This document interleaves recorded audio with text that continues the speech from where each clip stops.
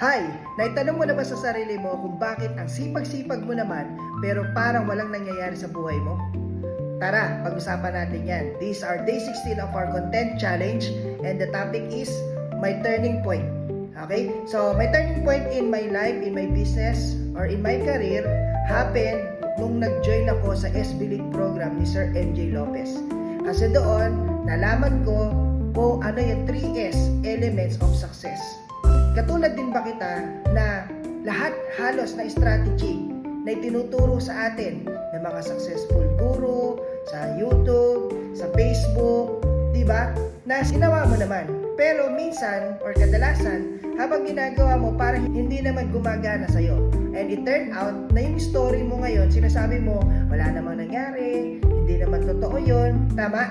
So, dumarating ang time na nararamdaman mo ngayon na parang talagang ang hirap maging successful, talagang hindi para sa'yo maging success, at para lang ito sa ibang tao. Pero, hear me out.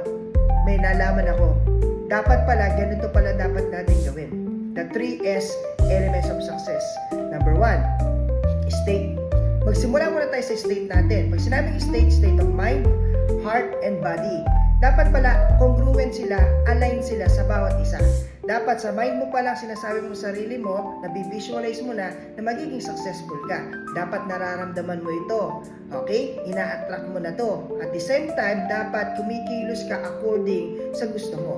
Tama? And number 2 is story. Siyempre, dahil maganda yung state mo, okay, ito na ikinukwento mo sa sarili mo. May mirror technique ka, sinasabi mo sa mirror, grabe, ang galing mo, you're great, you're amazing, you're wonderful, you are the best. So, yung story mo na yan na nararamdaman mo, okay? So, mangyayari ngayon number 3, which is yung tinatawag nating strategy. So, any strategy ngayon na makikita mo o maririnig mo na pwede mo i-apply is gagana ngayon sa'yo.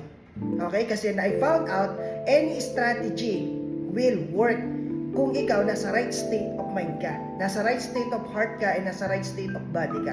So, it means, kailangan lang po, apply muna natin before you begin. Dapat na-visualize mo na. Sabi nga, you must begin and end in mind. Dapat tapos na. Dapat nagmamanifest na sa'yo. Para makikita mo, lahat ng strategy mag-work para sa'yo.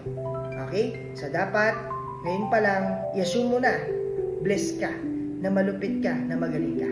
So, DCMS, also known as Coach Mark Santos, and to God be the glory.